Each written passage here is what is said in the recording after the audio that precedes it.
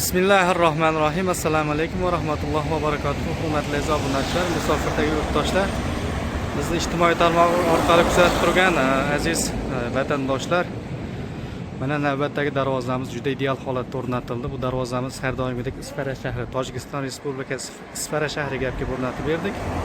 Darvozamiz haqida qisqacha ma'lumot berib o'tadigan bo'lsak, razmerlari eniga 3.12, balandligi 3.45 ga o'rnatildi. Ko'rishingiz mumkin, 2 qavatli high-tech uslubida bo'lgan darvozamiz.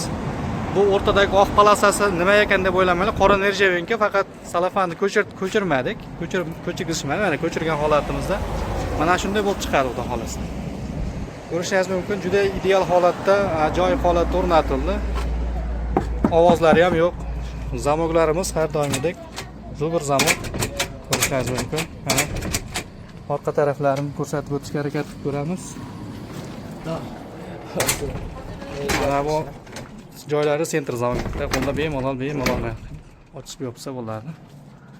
Mana orqalari tekis holatda, juda ideal holatda o'rnatilgan. Xolos. Sharnirlari mana bunaqa joylarning katta sharnirda, mana bu joylar 36 lik bo'lgan. Xudo xolasa ko'rishingiz mumkin. 100% 1.8 lik 2 lik listlardan foydalanildi. Qalin materiallardan foydalanildi, ko'rishingiz mumkin. Bu darvozamizning narxiga kelib o'tadigan bo'lsak, darvozamiz 1 kvadrat metrini 1.300.000 so'm, 1.200.000 so'm, 1.400.000 so'mgacha o'rnatib borishimiz mumkin. Kimga shunday darvozalar qiziq bo'lsa, albatta bemalol bexijolat ekrandagi nomerlarga telefon qilishingiz mumkin. Yoqqan bo'lsa like tugmachasini bosib, kommentariyada o'z fikrlaringizni qoldirishlaringizni albatta so'rab qolamiz va qo'llab-quvvatlashlari albatta biz uchun juda muhim hisoblanadi. Bizni kuzatishda davom eting. Shunday ajoyib darvozalarni qo'yishlikka albatta harakat qilib ko'ramiz. Sog' bo'linglar, salomat bo'linglar, Allohga omonat bo'linglar.